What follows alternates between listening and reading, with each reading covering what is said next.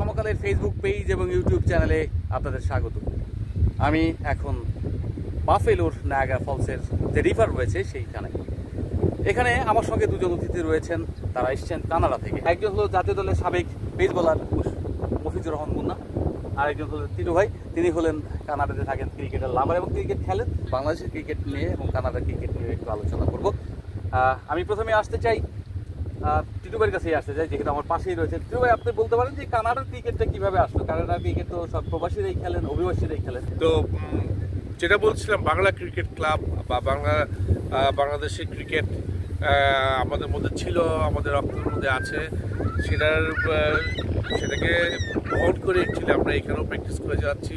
আমাদের নেক্সট জেনারেশনের জন্য একটা ডোর ওপেন করে রাখছি, যাতে তারাও আমাদের ক্লাবে এসে জয়েন করতে পারে, এমন খেলতে পারে, এমনকি ক্রিকেটকে আরও এগিয়ে নিতে পারে। বাংলাদেশের ক্রিকেট ব্যাপারে বলতে চাই, আমি অনেক বড় প্লেয়ার না, ছোট একটা প্লেয়ার ছিলাম। বাংলাদেশের সিলেকশন নিয়ে আমার অনেক সময় কৌতূহল জাগে যে এটা হচ্ছে কেন, কেন আমাদের অনেক কিছু ব্যাপারে জবাবদিহি করতে হয় যে ভাই আপনাদের ন্যাশনাল টিমে এরকম প্লেয়ার ডাকতেছে কেন। আমরা হয়তো এর মধ্যে জড়িত না, কিন্তু অনেক সময় আমাদের জবাবদিহি করতে হয়। তারা ফিল্ডটা বোঝে, কারণ থেকে যে খেলা দেখে তাদের ইমোশনে কাজ ফেলে জব ছুটি নিয়ে, এটা বাংলাদেশের প্লেয়াররা যখন আমি জানি না কতটুকু তারা চিন্তা করে, তারা ভালো খেলার চেষ্টা করে। But I am not feeling like that, like body ল্যাঙ্গুয়েজটা আমার কাছে I don't think so up to the mark of all Bangladesh team. Bangladesh USA খেলতেছে, এখন দেখলাম China, Japan, even European most of the country, ওরা রিচ কান্ট্রি খেলতেছে, Latin American খেলতেছে। বাংলাদেশের এখন যদি সিরিয়াসলি ফিউচার স্ট্রাকচার যদি তৈরি না করে, বাংলাদেশ ক্রিকেট কী বলে এটাকে বিপদের সম্মুখীন হতে পারে আমার ফিউচারের জন্য। কারণ আমরা ইভেন বাংলাদেশের আশেপাশে যেরকম মেয়েদেরও দেখতেছি, ওরা থাইল্যান্ড ওদের খেলা আমি দেখতেছি, দে আর ডেভেলপিং ফাস্টার দেন বাংলাদেশ মহিলা team. Bangladesh cricket national team যেটা, যাদের কোচ নেওয়ার কন্ট্রিবিউশন হচ্ছে, অফিসিয়াল লেভেলে সিলেকশনই হচ্ছে।